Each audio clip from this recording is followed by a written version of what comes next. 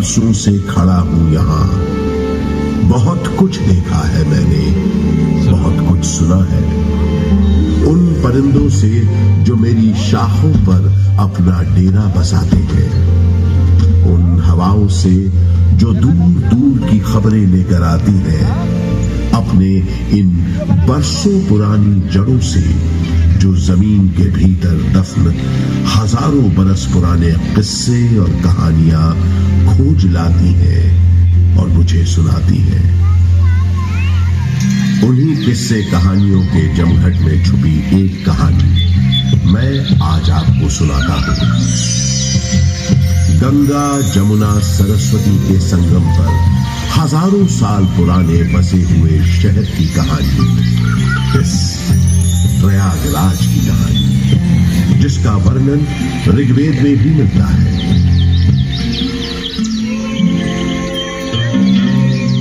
धैर्यवान मनुष्य इसके किनारे अपनी देह त्यागते हैं, उन्हें सीधे मोक्ष की प्राप्ति होती है।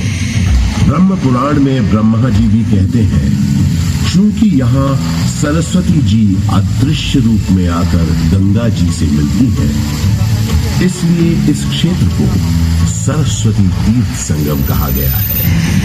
बृहन्नारदीय पुराण में भी एक प्रसंग मिलता है कि एक बार जब देवर्षि नारद ने ब्रह्मा जी के पुत्र सनक जी से पूछा कि सर्वोत्तम तीर्थ कौन सा है, तब उन्होंने बताया कि समुद्र पर्यंत पृथ्वी पर जितने पुण्य क्षेत्र विद्यमान हैं, उनमें प्रयाग नामक तीर्थ सबसे उत्तम है। यहाँ पर ब्रह्मा जी ने स्वयं कई यज्ञ संपन्न किए थे, इसलिए प्रयागराज को तीर्थों का राजा भी कहा जाता है। तो ऐसे पावन तीर्थ पर बसा है हमारा प्रयागराज। ये उन 4 शहरों में से भी एक है जहां विश्व प्रसिद्ध कुंभ मेले का आयोजन होता है। चलिए आज मैं आपको इसी से जुड़ी एक पौराणिक कथा सुनाता हूं। समुद्र मंथन के समय जब अमृत कलश प्रकट हुआ, तब देवताओं और असुरों में उसे पाने के लिए भयंकर युद्ध हुआ। ये देखकर गरुड़राज सुरक्षा के विचार से इस अमृत कुंभ को लेकर क्षीर सागर की ओर उड़ चले। कहते हैं उनकी इस यात्रा के दौरान पृथ्वी पर 4 जगह अमृत की कुछ बूंदें छलक कर गिर पड़ी और इन बूंदों से उन नगरों की नदियों के पानी में अमृत जैसे गुण आ गए। यही कारण है कि इन 4 नगरों में हर 12 वर्षों पर कुंभ का पर्व मनाया जाता है। लाखों श्रद्धालु साधु संतों के सैकड़ों अखाड़े गंगा जी में स्नान करने आते हैं, संगम किनारे सत्संग करते हैं, धुन गवाते हैं। ऋषि भारद्वाज के आश्रम आए। महर्षि भारद्वाज एक महान तपस्वी व ज्ञानी महर्षि थे। रामचरितमानस में गोस्वामी तुलसीदास जी ने लिखा है कि भारद्वाज मुनि बसहि प्रयागा, अर्थात भारद्वाज मुनि का निवास स्थान प्रयागराज है। ऐसा माना जाता है कि भगवान श्री राम ने वन जाते समय यहाँ रात्रि निवास किया था। भारद्वाज ऋषि ने भगवान राम को विदा करते समय बताया था कि आगे जाने पर आपको एक बरगद का पेड़ मिलेगा, जिसे श्याम वट कहते हैं। इसके नीचे बहुत से सिद्ध पुरुष निवास करते हैं। ये श्याम वट ही आज का अक्षय वट है। इस अक्षय वट के महत्व का वर्णन पुराणों में स्पष्ट रूप से किया गया है।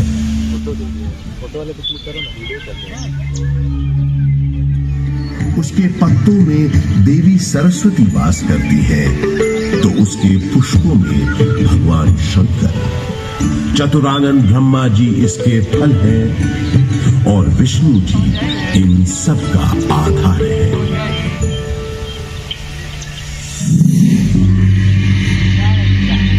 गौतम बुद्ध के काल में भी प्रयाग का बड़ा महत्व था। इसका एक बड़ा साक्ष्य है यहाँ उपस्थित अशोक की लाट। सम्राट अशोक का संदेश तो इस स्तंभ पर अंकित है ही। गुप्त काल के शक्तिशाली राजा समुद्रगुप्त का प्रयाग प्रशस्ति अभिलेख भी इसी स्तंभ पर खुदा है। 16वीं शताब्दी के अंत में सम्राट अशोक का ये स्तंभ उस किले का हिस्सा बन गया जिस किले का निर्माण संगम के किनारे मुगल बादशाह अकबर ने करवाया था। बुद्धं शरणं गच्छामि, धम्मं शरणं गच्छामि, संघं शरणं गच्छामि।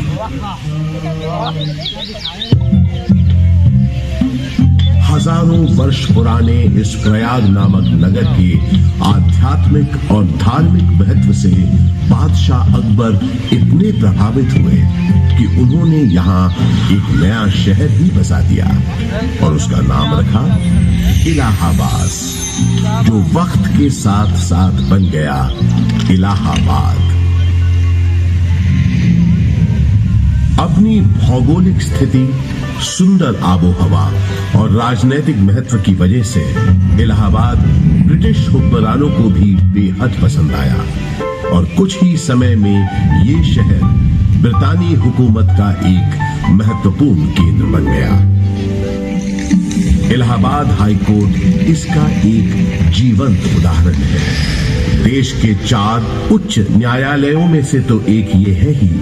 इसके अलावा अनेक महत्वपूर्ण और ऐतिहासिक फैसले देने का श्रेय भी इस न्यायालय को जाता है। शिक्षा के प्रसार के लिए अंग्रेजों द्वारा बनाया गया इलाहाबाद विश्वविद्यालय इस शहर को उनका दूसरा महत्वपूर्ण योगदान था। इलाहाबाद विश्वविद्यालय की स्थापना 16 नवंबर 1887 को हुई। पूरब का ऑक्सफोर्ड कहे जाने वाले इस विश्वविद्यालय का शुरुआती नाम म्योर सेंट्रल कॉलेज था। यहाँ का विजयानगरम हॉल और 7 खंडी मीनारें इतनी सुंदर और आकर्षक है कि आते जाते लोगों की निगाहें बरबस अपनी ओर खींच लेती हैं।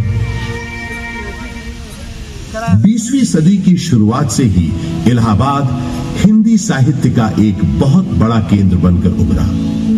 ऐसी ही कुछ प्रसिद्ध शख्सियतों के नाम एकाएक तब याद आते हैं जब इस शहर से जुड़े साहित्यकारों की बात होती है। जैसे हास्य व्यंग के मशहूर शायर अकबर इलाहाबादी साहब, फिराक गोरखपुरी जो उर्दू के जाने माने शायर तो थे ही, अंग्रेजी भाषा के भी प्रकांड पंडित थे, महादेवी वर्मा हिंदी की सशक्त कवियत्री जो आधुनिक मीरा के नाम से भी जानी गई, सुमित्रा नंदन पंत हिंदी साहित्य के छायावादी युग के महत्वपूर्ण स्तंभ, मधुशाला के लेखक और हिंदी साहित्य के पुरोधा कवियों में से एक हरिवंश राय बच्चन और अपने नाम ही के अनुरूप हिंदी भाषा के निराले कवि सूर्यकांत त्रिपाठी निराला, जिनकी ये कविता तो अद्भुत है।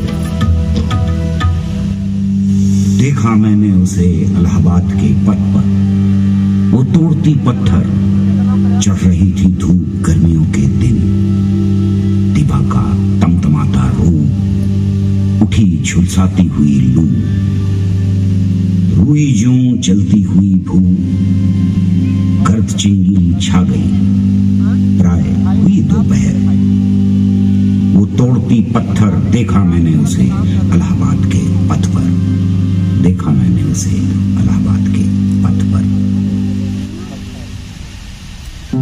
कला और साहित्य के साथ साथ राजनीति का भी खास गढ़ रहा है प्रयागराज। स्वतंत्रता संग्राम के अनेक शूरवीरों और गणमान्य व्यक्तियों का नाता इस शहर से रहा है, जैसे पंडित मोतीलाल नेहरू, राजश्री पुरुषोत्तम दास टंडन, महामना मदन मोहन मालवीय आदि। स्वतंत्र भारत के पहले प्रधानमंत्री पंडित जवाहरलाल नेहरू का जन्म इसी शहर में हुआ था। उनका घर आनंद भवन स्वाधीनता संग्राम की गतिविधियों का एक बड़ा केंद्र था, जिसकी वजह से प्रयागराज भी आजादी की लड़ाई का एक महत्वपूर्ण हिस्सा बन गया। आजादी की बातें करें तो मुझे याद आता है सन 1857 का स्वाधीनता संग्राम, जिसका गवाह मैं खुद रहा। अनेकों भीषण लड़ाइयां मैंने देखी। एक बार तो मुझे लगा था कि बस हमें विदेशी हुकूमत से छुटकारा मिल ही गया, लेकिन इसे बदकिस्मती कहें कि अंत में बाजी पलट गई। परंतु इन युद्ध की वजह से इलाहाबाद एक दिन के लिए ही सही भारत की राजधानी बना। वो दिन था 1 नवंबर 1858। उस दिन प्रयागराज के मिंटो पार्क में एक शाही दरबार लगा था, जिसमें लॉर्ड कैनिंग ने महारानी विक्टोरिया का महत्वपूर्ण घोषणा पत्र पढ़ा। आज 1 नवंबर 1858 के दिन से हिंदुस्तान में ईस्ट इंडिया कंपनी का राज खत्म होता है। अब से इंडिया में मलिका विक्टोरिया का राज होगा। ब्रिटिश ताज की हुकूमत होगी यहाँ। उस दौर से निकलकर समय के साथ थोड़ा आगे बढ़े तो मुझे याद आता है अपने चारों ओर बाहें फैलाए ये विशाल पार्क, जिसके आंगन में खड़ा मैं आज आपको ये कहानी सुना रहा हूं।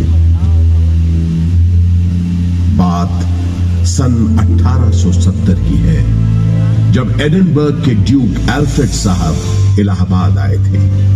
उन्होंने यहां आकर 133 एकड़ के इस बड़े से भूखंड पर एक विशाल पार्क का शिलान्यास किया था। उन्हीं के नाम पर तो इस पार्क का नाम पड़ा है एल्फ्रेड पार्क। ब्रितानवी हुक्मरानों ने इस पार्क के भीतर कई एक महत्वपूर्ण इमारतों का भी निर्माण करवाया। अब जैसे कि ये मशहूर गवर्नमेंट पब्लिक लाइब्रेरी। इलाहाबाद के उस जमाने के कमिश्नर फ्रांसिस ऑटवे मेन एक लाइब्रेरी बनवाना चाहते थे, जिसके लिए उन्होंने मशहूर आर्किटेक्ट रिचर्ड रॉस्किल बेन को बुलवाया और कहा, बेन, हमने तुमको बोला था ना, हमको एक लाइब्रेरी बनाने का है। आई रिमेम्बर सर, आपने बताया था आपका डियर फ्रेंड और इलाहाबाद का एक्स कमिश्नर मिस्टर कटबर्ट बेंसले थॉर्नहिल का मेमोरी में आपको एक लाइब्रेरी बनवाना है, राइट? यस, थॉर्नहिल खुद एक बहुत काबिल टाउन प्लानर था। आधा इलाहाबाद उसी ने प्लान किया है। ये लाइब्रेरी उसकी मेमोरी को बिफिटिंग ट्रिब्यूट होना चाहिए।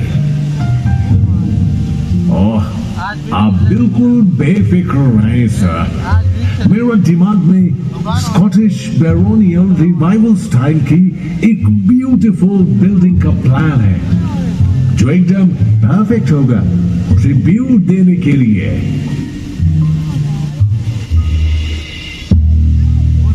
वादे के मुताबिक श्रीमान बेन ने एक बहुत ही खूबसूरत इमारत बनाई, जिसे उस जमाने में थॉर्नहिल मेन मेमोरियल के नाम से जाना जाता था। और आज हम इस शानदार इमारत को गवर्नमेंट पब्लिक लाइब्रेरी के नाम से जानते हैं। यहाँ इस लाइब्रेरी में लगभग 1.25 लाख से भी ज्यादा किताबें और अन्य ऐतिहासिक दस्तावेज मौजूद हैं। पूरे उत्तर प्रदेश में सबसे बड़ी लाइब्रेरी यही है। विक्टोरिया मेमोरियल कोलकाता में है, ये तो सब जानते हैं, लेकिन उससे थोड़ा छोटा मगर बेहद सुंदर विक्टोरिया मेमोरियल यहाँ प्रयागराज में भी मौजूद है। ये बात बहुत कम लोग जानते हैं। इसी पार्क के अंदर महारानी विक्टोरिया की याद में बनी सफेद संगमरमर की इस न्यू गोथिक शैली की छतरी या कैनोपी का निर्माण सन 1905 में हुआ था, और इसी कैनोपी में उनकी 7.5 फुट ऊंची मूर्ति का अनावरण अगले साल 1906 में हुआ। आजकल वो मूर्ति लखनऊ म्यूजियम में रखी है। इसी विक्टोरिया मेमोरियल के बगल में अंग्रेजों ने एक बैंड स्टैंड भी बनवाया। उस जमाने में ब्रिटिश सरकार के ज्यादातर जलसे और दावतें इसी पार्क में हुआ करती थी। उन कार्यक्रमों के दौरान यहां पुलिस बैंड बजाने का रिवाज था। इस संगीत का आनंद अंग्रेजों के साथ साथ कुछ रईस और रसूखदार इलाहाबादी भी लेते थे। ऐसा माना जाता है कि ये बैंड स्टैंड अंग्रेजों को एक बंगाली सज्जन बाबू नीलकमल मित्रा ने भेंट किया था।